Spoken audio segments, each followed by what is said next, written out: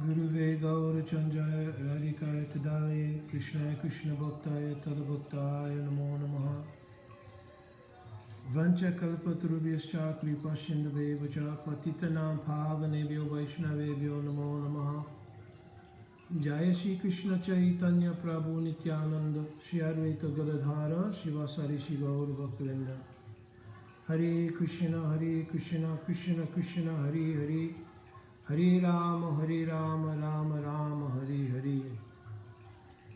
Dandavad Pranam devotees. Before we get started, I'd like to offer my Koti Dandavats on to my Guru Parapadma. Nitya Lila Pravishta Om Vishnu Pada Paramhansa Paribraja Gachaja Astu Tarasata Sisima Srila Bhakti Vedanta Narayan Goswami Maharaj. On to my Param Guru Devs. Nitya Lila Pravishta Om Vishnu Pada Paramhansa Paribraja Gachaja Astu Tarasata Sisima Srila Bhakti Vedanta Swami Maharaj Al Srila Prabhupada and Nitya Lila Pravishta Om Vishnu Pada Paramhansa Paribraja Gachaja Astu Tarasata Sisima Acharya Keshari Srila Bhakti Pradhan Keshav Goswami Maharaj, onto our entire Rupanuga Guru Varga, Vaishnavas, Vaishnavis, Maharajas, and all guests who may have assembled here. So this is installment number 10 of this series about the preaching in Africa. Of course, we left off in Zambia, and I had adjusted the sequences to get them right after some consultation, and I'm going to continue with Zambia. There was quite a few activities that went on in Zambia, and quite a few stories also that went on there. So I think I'll just pick up from where we left off. I believe that we had left off, I had to go back and describe the sequences prior to our getting a house to use for a temple. There was one Gujarati family named Navaneet and Pushpa Patel. And in Kitwe, they were, very well to do. And he had a textile factory, a carpet factory, and some other things. So they gave us the house which they owned, they used to rent, which was right next to their house. And adjacent to that, as I think I described in the last video, was the Hindu temple. So the Hindu temple wasn't actually a Vedic style temple. It was more like a building in which they had pictures and other things, and they would gather for doing bhajans and social events and so forth, one of which was huge, I'll describe in the upcoming section here. So anyways, as I mentioned before, it was after quite some time and quite some austerity that we were finally able to change the status of the society. I think I mentioned, I'm doing this as a kind of reminder, that due to some activities of devotees previously coming to Zambia, collecting funds and leaving the country with those funds and all of that, the society got deemed undesirable. So that was some years before we had gotten there, but still, they put a record down and it's there. So, by the grace of Guru Ngoranga and by the patience to wait it out and not do anything which would jeopardize their reconsideration of the status, we finally were able to get an adjusted status that allowed us now to actually go out and do Harinam and to sell books, etc., etc. So that was really, really a wonderful thing. One person who's going to figure prominently in things in the future, one is the whole Lusaka grouping. There was a number of families in Lusaka Health, and there was one expat who was a judge, actually. His name was Judge Shivanandan. And so his influence and the influence of the community there in Lusaka, where the ministries were, helped us to get that status adjusted. So now we're in Kitwe, and we have the ability to go out and go preaching and do things. So now we've also, from the small township preaching and everything that we've been doing, I'm just fast forwarding a little bit, we had made some devotees. I mentioned those devotees' names, Mahajan, Sankirtan and his wife, and Rishi Kumar. So those were the sort of, three musketeers, for lack of a better word, of aspiring Vaishnavas that we were able to garner in that grouping of devotees. And as I mentioned in one other section, that preaching in Central Africa was slightly different from the sort of huge kind of mass making of devotees that we had going on in West Africa. In Central Africa, culturally there's some differences, atmospherically there's some differences. The Western influence is a little more prominent because of the South African connection for many, many years. I'm not saying South Africa in the sense that South African culture is very Western, right? It's got its uniquenesses, but in terms of a lot of things, it's very Western. So both Zimbabwe and Zambia had a lot of that influence, right? So anyway, but we were able to make these devotees, and these devotees were very, very staunch. So that was very helpful because they were a very staunch crew. So we didn't have to worry so much about flightiness, like, they'll be here for a couple of weeks and then they're gone. They actually moved in and they were practicing, everything, our morning program, attending all the classes, everything. So because Sankirtan was married, Navaneet and Pushpa arranged that the neighbor across the street from us had one house, and then they had an additional smaller cottage type house in the back. So they also agreed to give us that cottage in the back. So now we had kind of two places to function out of. One kind of as like a place for the ladies who were coming, and one place for the male devotees and so forth. So anyway, it was very, very nice. Now the house we had two sections. So I was able to stay gradually in one section, and then there was another section where the brahmacharis were staying. Then we had the house across the street for either single ladies or other married ladies, right? So anyways, it was going very, very well. Our daily program was, I'll just narrate it. Of course, we had devotees get up around 3 o'clock because it was our habit to get up to chant at that time. We didn't force those devotees to get up until Mangal Arati, but they developed a habit of getting up and chanting also early. So most of the devotees would get up very early, chant their rounds, and then we would have Mangal Arati. After Mangal Arati, we would, have Guru Puja, and after Guru Puja, we would have a little time in between that and class to chant any remaining rounds and things like that, because we always wanted devotees, and it was a practice ourselves, to try to chant our prescribed rounds before we began the day's activities, because once you go out preaching, that's pretty much all day, and then you come back in the evening, there's programs to do, so you don't want to end up with rounds, prescribed rounds left to chant in the evening. So we all tried to maintain that program very strictly of chanting all of our rounds before class.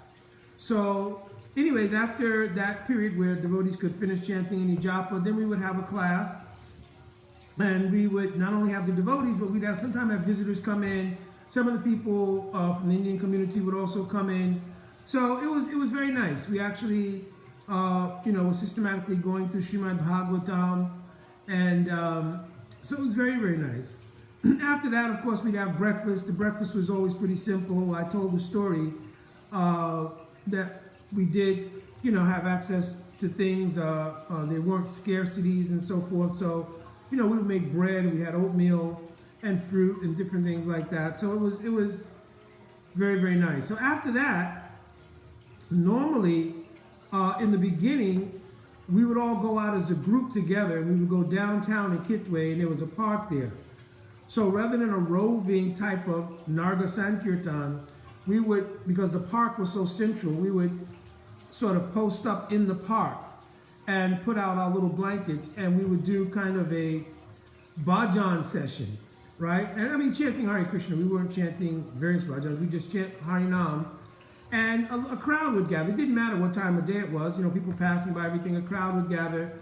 And we pretty much were trying to emulate what would go on in Nigeria and Ghana, although the atmosphere, as I mentioned, was different.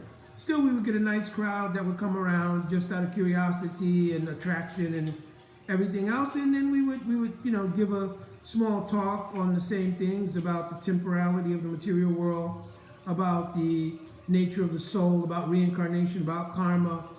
And again, after the main sort of speaking thing, we would have somebody translate actually also. I would have either Rishi Kumar or one of the other devotees translate both in the Shona and in the belly, depending on what was appropriate. Everybody, for the most part, spoke English, but we would do that just for anybody who didn't. And then we would actually break off into groups, including the new devotees, and they'd have some books, and we individually preach. Raja Leela also, everybody was individually preaching. So everybody on these things always was engaged. So, and they were engaged in preaching. So that way everybody, their ability to preach was being enhanced by these activities. We've been doing this since West Africa, of course. But, for these new devotees, it was good. And, if they ran across questions or different kinds of challenges, then, it helped them to reading the books and going to classes in the temple to now be able to deal with that and show how that can be pragmatically applied to preaching. So things were going very good. We would also get the same thing, as I mentioned, sometimes that we would get in Ghana or Nigeria, and that was the what about Jesus question. Christianity had a great influence in Africa from the missionaries. So you would always run into people who wanted to see how this was related to Christianity in a genuine sense. And then you would also get people who were, more, evangelical type people, and they would just come to kind of challenge the idea of something other than Christianity.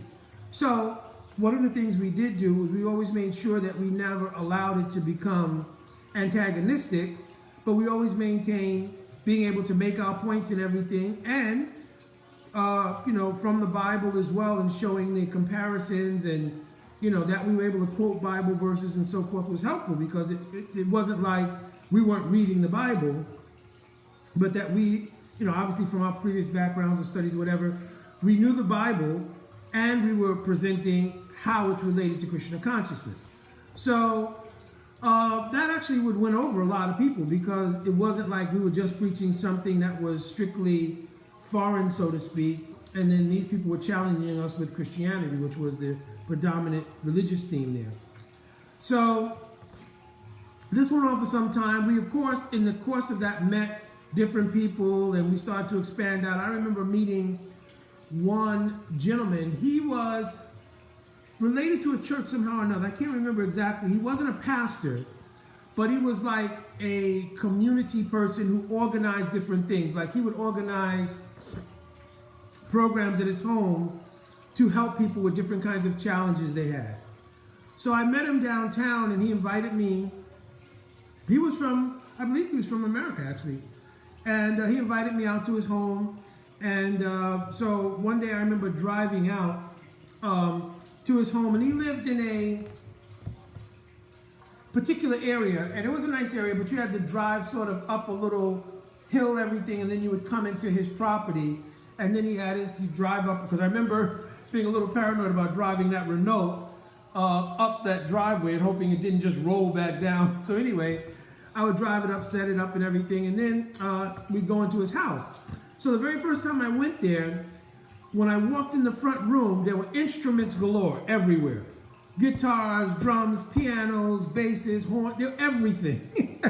So, of course, we had never spoken about musical things, so it was strictly about kind of a, discussion on what kind of self-help work he was doing in the Christian thing, and what kind of things we also did, So our first meeting was obviously dominated, which was appropriate, by conversations on spirituality. But then, of course, I told him that I was a musician and so forth. So he immediately wanted to, have some time to play music. So it wasn't so late. So I said, okay, I think I sat behind the drum set, and his wife came. His wife actually she was from another place, but they were an interracial couple, and they had a small son. He was about 2 years old. So then she came out and she played some instruments also. So we had a nice little musical session. He was really happy, and he wanted me to come as much as I could.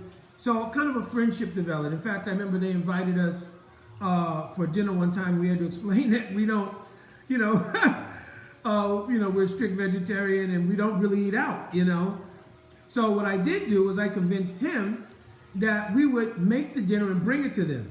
So we would make dinner and then we would bring it to them. So I remember we did that one time. It was a really nice program. One thing that happened at that program, I think I'll go ahead and tell that story now while it's up and fresh. That night that we bought them dinner, we bought pakoras and we made sabji and some other things. Then we made some local dishes the devotees made. But anyway, while we were there, they had a swimming pool. And the swimming pool, it had a gate, but the gate was open. And we were all inside and we were talking. And I remember out of the corner of my eye, I saw their son kind of go towards the outdoor patio, towards the pool. Then he'd come back in and play with some toys. Then he would again kind of walk out, you know, kind of crawl, walk out. And then that went on for a while, and I kept noticing it. I didn't really want to say anything to them, you know, because, you know, it could come across like, well, you know, you got to watch your kid thing. And so I don't know. Anyway, so I didn't say anything. Finally, we were all talking and pretty engaged. And then I saw that kid on the edge of the pool. So I called to the mother, your son. And when she looked, she, you know, of course, panicked. And she called out his name really loudly. He panicked and fell in the pool. So I just immediately ran, Dodie and all, and jumped in the pool and picked up the little boy out of the pool and put him up. So anyways, now I'm soaking wet.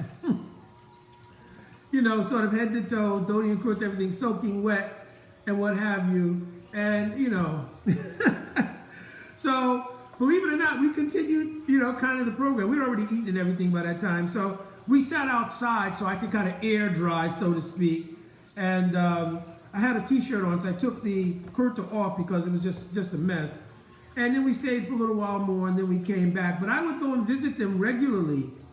And, you know, we would, you know, play music, and we would talk. And I just, you know, they introduced me to a lot of other people who would come for their kind of sort of more new agey Christian sessions and so forth. So that was a good preaching feel for us. And then later on, Srinath would come and we would go and we'd play music. So it was just a whole situation there.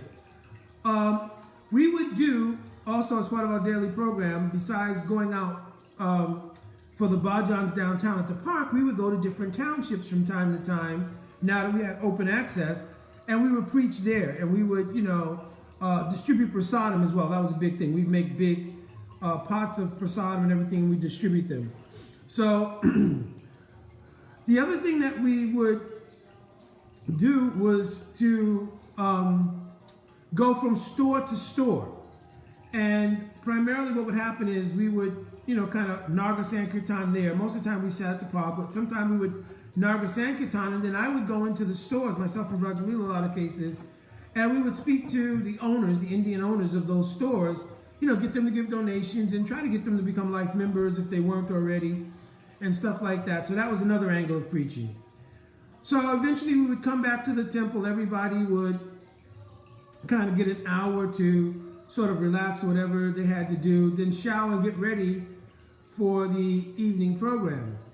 And normally we would have, before the evening program, we would have another small class, and then we would sit outside. We had like a little courtyard area in the front of the house. We would sit outside and we would do bhajans, and this way they could learn the songs from the songbook. That was the whole idea. So we would sing bhajans. And I think I mentioned this already, but all of the neighbors, they would come out and sit. And in Gujarati homes, they usually have these swings on their front porch. So everybody, after they would take their dinner in the evening, they would come and sit out on the porch on these swings, and they would listen to the bhajans. So all the people in the neighborhood used to tell us that they really liked this thing that we did every night by doing these bhajans, right? So that was a big part. Then at around 7 o'clock, we would go in and we would do Sundar Arti. And after Sundar Arti, you know, we would take a little, you know, light dinner, you know, hot milk and stuff like that. And then devotees would normally go to bed because, like I said, we were getting up really, really early in the morning. We would also do, as I mentioned before, these programs, you know, at various different Indian communities, Bengali community, South Indian community. Like I mentioned, UP community, Delhi Wallahs and other things, people from Delhi and everything, they pretty much would join in the other programs, you know. And then there was a community, you know, that was composed mostly of expats who were from the Delhi area, but they seemed to have merged into the other groups without any problem. So the Gujarati community was pretty exclusive. They would come to the other programs, but the Gujarati community was the established business community who had lived in Zambia. They weren't just working there, and they would have their own programs. So we would do programs with them, and we would also join in their programs. So speaking of which, I think I'll narrate another story.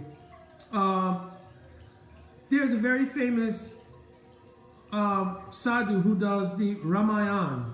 His name is Murari Bapu, and in India he's incredibly famous. He travels from place to place. He speaks in Bhojpur, which is some kind of, I don't really know what Bhojpur is. It's some kind of combination of a couple of languages, but he is extremely famous for his presentation of Ramayana. And he not only travels alone, but he travels with an entourage of musicians and kind of priests and so forth and so on. So he was coming to Zambia, and actually he was going to be doing his Ramayana narrations for 9 days. He does them in Kitwe because they have a huge open field. Even though they have the temple in Lusaka, you're talking about 8,000-9,000 people.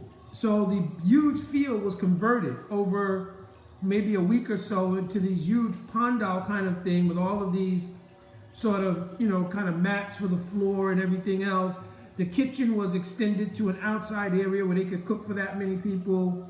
They had porta potties, obviously, everywhere. And so this was all going on right next door to our little house temple. So when he was going to arrive, Pushpa Navani and the other members of the community, they came to us and asked us if we would lead the procession, because he normally comes, he starts at a certain place and gets out of the vehicle and he walks to the place where the katha is going to be going on. The priest will then perform so many rituals for purification of the place, all of that. And then he goes in procession back to wherever he's staying. He's a really humble person. We met and talked to him directly. So all the pomp and circumstances around, they have the Ramayana. They carry the book and everything on their head. So all of it's about the Ramayana. It's not he's posturing himself as this kind of sadhu and everything is about him. He was actually very humble. So we happily agreed. So we led Kirtan, you know, Harikatha Mantra Kirtan, from the place where he disembarked from the vehicle all the way down to the stage that had been set up in the place where they were going to have the Ramayana. And we did Kirtan during the purification ceremony while the priests were doing their, you know, mantras and the small havan that they did and everything. We were chanting Hare Krishna. So it was a pretty long thing, but we chanted for hours, and you know, everybody really appreciated that. We escorted him back to the place where he was staying with Kirtan. They invited us in, and we got to talk to him directly and meet with him, and he was very kind and everything else. The guests told us about him. What he does for 9 days is he does Ramayana, and he kind of takes each section of the Ramayana, right, each kanda of Valmiki Ramayana, and no, wait, does he do Ramcharitmanas? Or he mixes both things.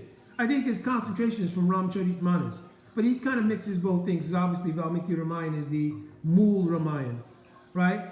So for those 9 days, he only takes rotis and hot milk. He doesn't take any meals for those 9 days. Only roti and hot milk. That's the only thing he takes for those 9 days. So anyways, needless to say, on the very first night is like an inauguration night. So they invite all these different sadhus, and they also invited us to be up on the stage, again do kirtan, and then, you know, recognize that we were the International Society for Krishna Consciousness, and so forth and so on. So that was really, really wonderful, because it gave us a sort of introduction to a huge, like 9,000 people, as I mentioned, who were from different places, who had come to Zambia, and you're talking about all the neighboring little countries and everything, who had come up from Botswana, Zimbabwe, everywhere. And so, and of course, throughout Zambia, and were coming for this program. So it was really, really wonderful. They were so organized, it was unbelievable.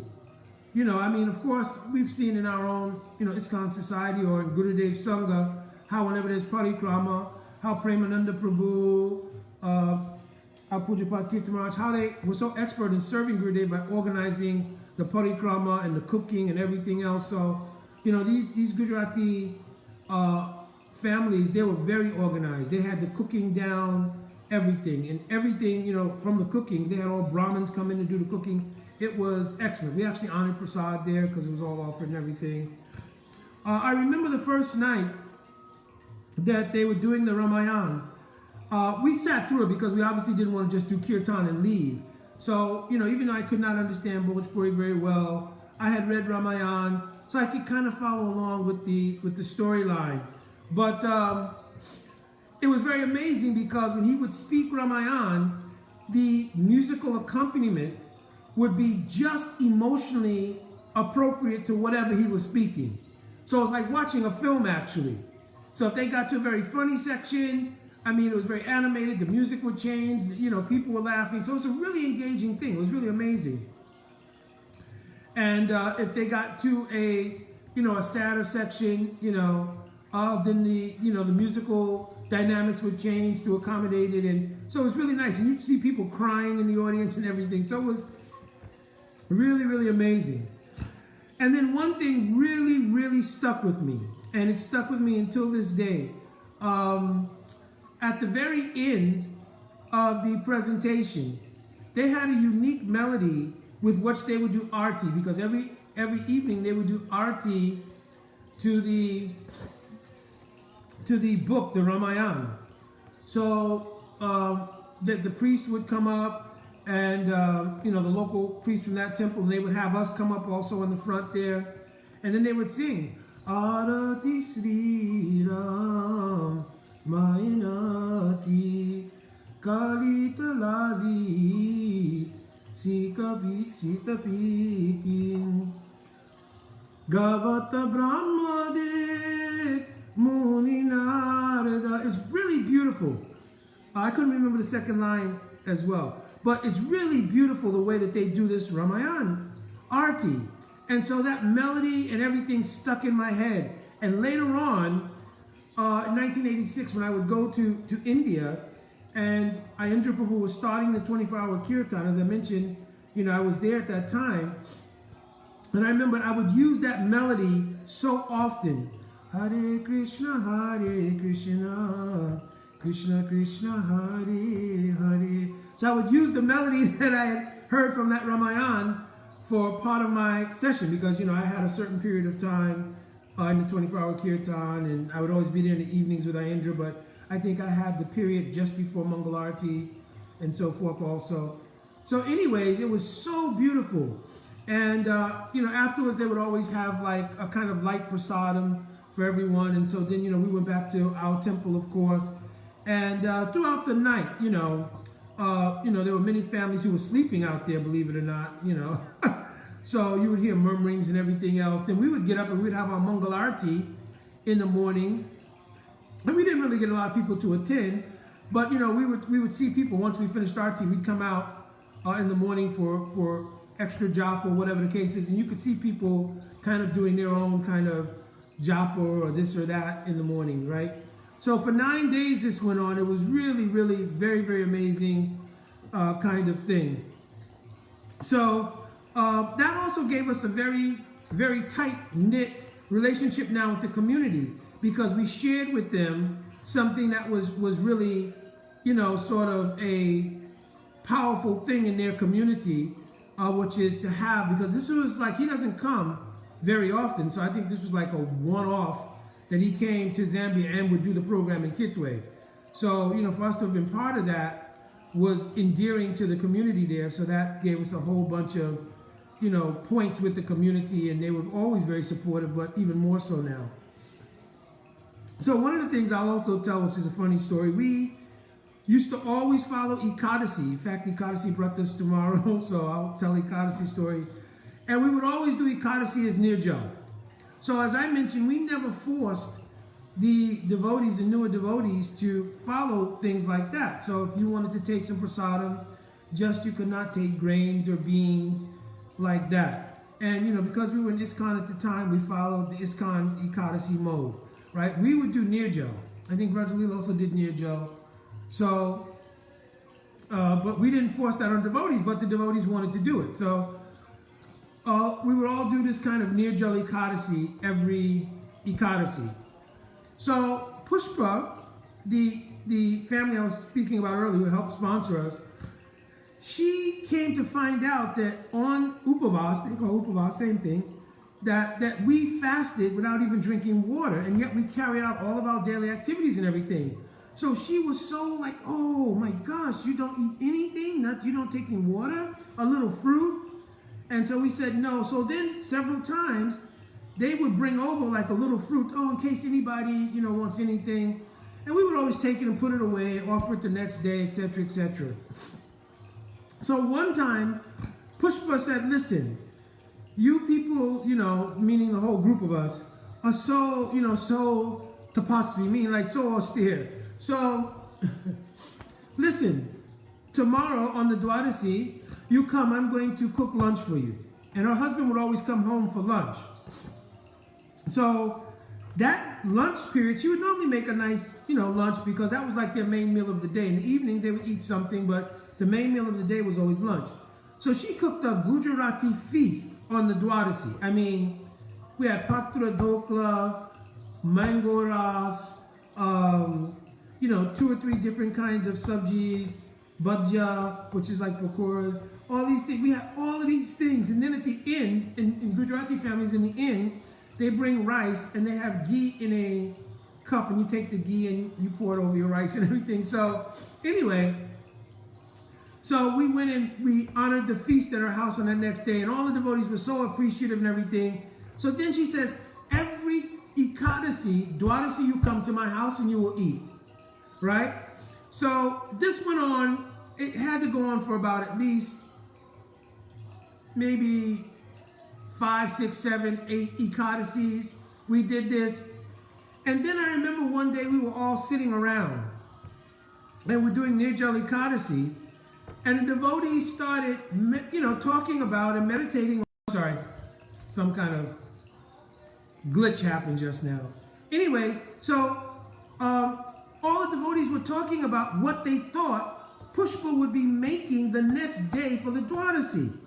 Right? So here it is, Nirjal Ekadasi. So instead of being more absorbed in Harinam, in Shwadhyay, Sastra study, Harinam, Bhajan, like, everybody was talking about, I hope she makes that bhaja.